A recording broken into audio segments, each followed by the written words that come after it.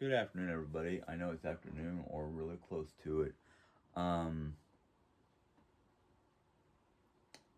I've been trying to do videos just for today. It is June 30th, Wednesday, and I was at the end of one video, like the third video I tried to do, and I was getting ready to sign off, but then I just started going off the deep end, basically, and just couldn't shut up.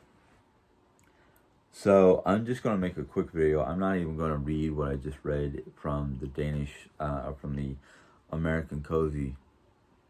I was reading a section in the American Cozy that was called Entertaining Like a Dane. And it was good. But then as I was trying to sign off, I went all over the place.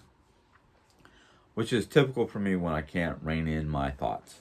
So because my thoughts are all over the board, I'm just going to get to the important stuff. Yesterday we had company come over, so we only did a half day's worth of work. Today we're going to do another half day worth of work, even though today's supposed to be a day of resting. I'm hoping to be able to get the bedroom finished either by this evening or definitely by tomorrow. And then basically either we're going to rest on Friday or we're going to rest on the whole weekend. I don't know. All I know is I have until the 6th of July. That's when Lisa's supposed to be getting here. So I want to get the bedroom done and hopefully start on the craft room. I just got to stop taking too much time in here doing this because I've already been here since 10:30 and it's almost 1. Granted, the first 15-20 minutes I was reading comments and looking at weather and whatnot. We're supposed to get some more thunderstorms and whatnot later on. We are on basically any time now we're supposed to start getting storms. We are under a flash flood watch, not a warning, a actual watch, which is fine. But we had visitors yesterday. We thought they were going to stay for dinner. They did not, which is fine. That means plenty of leftover pulled pork for 3 different days. Yes, Joanne made pulled pork last night. Yum, yum, yum, yum, yum. It's great on top of an onion roll with a little bit of barbecue sauce. And I had to go out and buy the rolls. So I bought regular and onion rolls because never can tell what people want. But I love onion rolls. Mom will eat onion rolls. And, excuse me. Before they got here, I was trying to finish up a section of the bedroom floor so I had room to slide the TV stand and whatnot that was sitting at the end of the kitchen table. I got that into our room, got that area cleaned up. So the kitchen table now looks very nice and clean and whatnot. We're going to get in there as soon as I get done with this and get some food in us. We're going to go in there and I've got some some boxes to take in there that have the boxes for my video games and whatnot. I got to put them in the side door is basically designed for like movie boxes and game boxes and whatnot. So I got to put those in there. Move some stuff around so I can start ripping up flooring and then laying down more flooring. So it's going to be like, I don't know if I'm going to attempt to rip up all the flooring or a good section of the flooring, clean up that area, start laying more tiles, move more stuff onto the tiles, rip up more carpeting. That's probably going to be what we do unless we go in there, try to clean up some of the stuff that I just kind of piled on one side of the room because I was like, I don't know what this stuff is. I don't know where to put it, and I want to start getting work on the floor. So move it to the other end of the room. When we get to a certain point, we're going to move the dresser into its new location, the one dresser that's in the bedroom, into its new location. I don't want to move this big old H hutch, which weighs 100 or more pounds, into the new room until all the floor is done, because I don't want to run the risk of trying to move that in there and pushing some of the tiles out of place. So I want all the tiles down, so so all the tiles are in place before I move the heavy furniture, which is basically this bad boy, because it's the heaviest piece. It's basically the piece that's like, okay, is it in its new location? Okay, good. I'm going to tilt it one way so Jerry could bunch the blanket that we're going to use to move it on underneath it, and then tilt it the other way so she can pull the rest of the blanket out. Because there is no way in God's green earth I'm letting her tilt that sucker. It's going to be heavy enough for me to move, and I'm probably going to have to move the queen size mattress out of the hallway, probably just scoot it into the bedroom and lean it against the closet doors so I can get that in there. And then we're going to decide what we're going to do with the queen mattress. The queen mattress might stay in our bedroom until we get the new mattress from QVC, which they already forewarned us it may take a long time to get that mattress, because it's one of those specialty customized uber soft, uber supportive type mattresses that Lisa has had a similar one in her home, her place of residence, that Jerry slept on and said it was the most comfortable mattress. You can't feel the person next to you rolling around or moving around. It's one of those kind of mattresses. And I went, okay. And then she showed me the video. Basically, the mattress comes shrunken down in shrink wrap, rolled up, and then put in another shrink wrap. It gets shipped to you basically rolled up into like a hay bale, that basically you're supposed to take it out of the outer wrap, put it where you want it located, cut the like use a pair of scissors to cut the end so it can get air in it, and it's supposed to expand on its own, and then you just move the plastic bag off of it and put it where you want it, and voila, there's your bed. And I'm like, that's cool, but it's supposed to be that supportive after being compressed and shipped? Okay. Space age technology, yay! But anyhow, the plans for today is to basically go in there and do as much as we can for a couple hours. I'm gonna say until at least dinner time, maybe a little bit after dinner time, depending on a lot of different things, because I'm taking too much time in here, which Jerry's gonna be like, I thought, and I'm like, I'll be apologetic because it's my fault. I couldn't get my brain to stay focused. It wanted to, let's see what direction we can go. But yeah, basically I'm waiting for a secondary package from Amazon that Jerry, we purchased a few things so we can downsize a few things. So basically we have these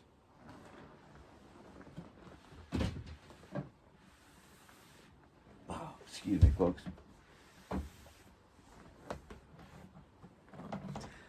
Jerry Ann and I both had, she had a smaller one, but I had this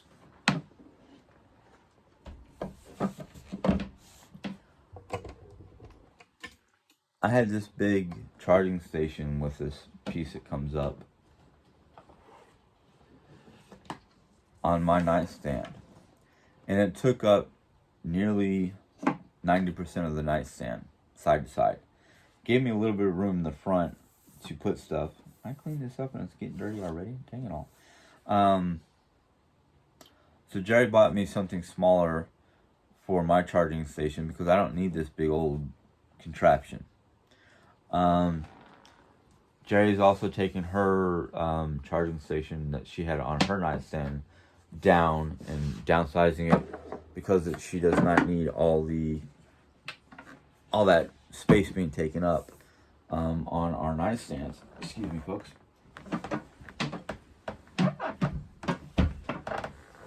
So, in order to live more cozy or haggy lifestyle, we don't need big bulky pieces of furniture or whatnot, because I only need enough room to charge my phone, my earbuds, and my watch. So she's buying me this 3-in-1 stand that will charge iPhone, iPods, or earbuds, and my phone. My phone, because it's i11, according to Jerry, has the ability to basically just set it on a charging plate, which is built into this new charging stand, and by induction, it will charge my battery. And I'm like,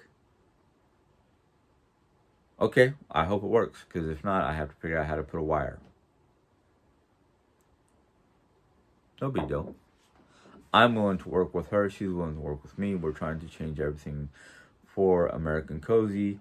And yeah, the only bad thing that's happened so far was last night, which a lot of people, at least 2 people, jumped to my defense before I decided to remove her, because I saw her comment last night, and then like seconds after she made that comment, or minutes after she made that comment, another person who views my channel on a regular basis, has been with me for quite some time,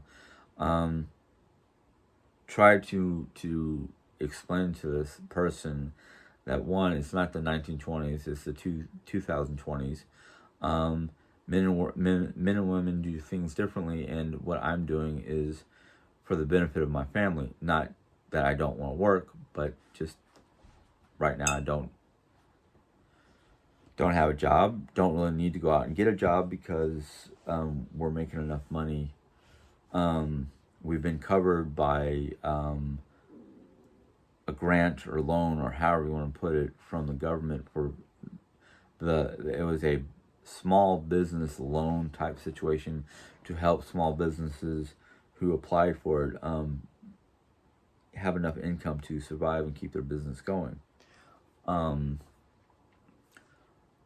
than that, we weren't collecting, we weren't going to the unemployment or Social Security people saying, hey, we need money. We were doing by our own merits the best we could with what the government was already offering anybody who wanted to take it for small businesses. So that's, let's see here, that either just ended here in July or ended in June. We had gotten enough money to survive on for the latter part of April after I got fired, all of May, all of June. We got our income taxes back, so that was enough money to pay all our bills up until August. So as of August 1st, we won't know if there's enough income through YouTube and DoorDash that I don't have to get an actual job until at least August. And if we make the determination that I need to get a job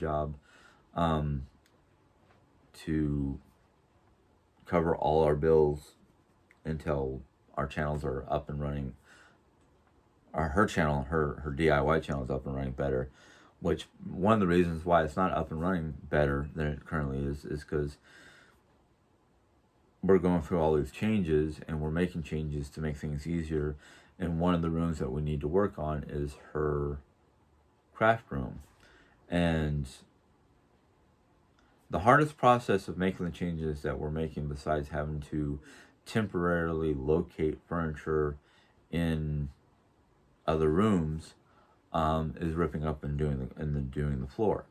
But now that I know what I'm doing and know a quick, easy, fast process, finishing up our room is not going to be too difficult. It shouldn't take us more than maybe another day and a half, all day Thursday, and maybe some, if not all day Friday.